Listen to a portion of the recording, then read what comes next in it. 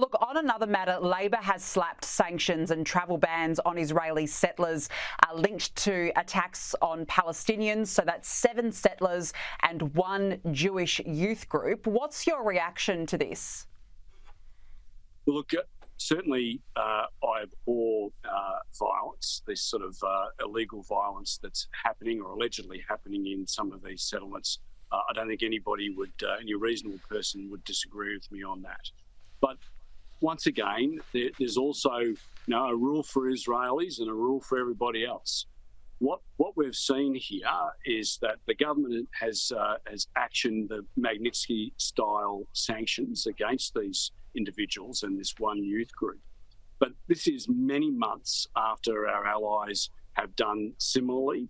So the Labor Party, particularly Penny Wong, has been napping on this issue. But once again, we see this double standard because the Labor government under Anthony Albanese and Penny Wong as Foreign Minister has refused to institute these Magnitsky-style sanctions against the likes of China's and Russia's rulers, Iran's leaders, the Iranian Republican Guard Corps, who have overseen significant human rights violations. The Labor Party is nowhere to be seen on this. Hamas, Hezbollah, where is the Labor Party on this? And yet they continually turn their attention to Israel. And look, it's just double standards, and it really makes my blood boil, as it does many of my colleagues.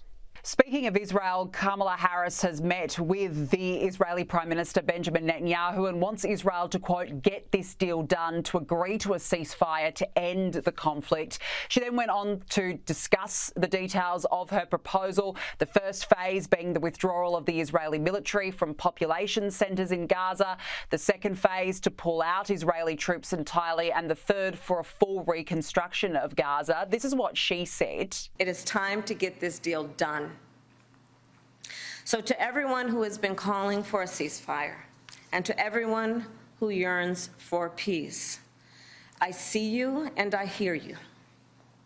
Let's get the deal done so we can get a ceasefire to end the war. Andrew, in the event of a Harris presidency, will Australia be forced to align its stance on the Middle East with that of the US? Well, I think what we've seen in that press conference is very similar language to what Penny Wong has been using for some time. But I think what the Vice President is missing here is that, let's not forget how we got to this place in the first instance. We got to where we are because of what happened on October 7th. We got to where we are because 1,200 Israelis, innocent Israelis, were slaughtered. 250 of them were taken hostage. There's still now 115 hostages which are still being kept in captivity. So if the US, if Australia wants this war to end, and we all want this war to end, Hamas should be returning all of its hostages. Hamas should be surrendering unconditionally. That's how this war can end. I'm very concerned to see a lot of attention being turned to what Israel has to do. But Israel didn't start this war, Danica. Israel didn't start this war on the 7th of October. This war was started by the evil of Hamas. And Hamas would end it today if that's what they chose to do. Yeah, absolutely. I mean, every drop of blood that's been shed since October 7 is on the hands of Hamas. Spot on. Andrew Wallace, good to be with you. Thank you for joining us this evening. Thanks, Danica.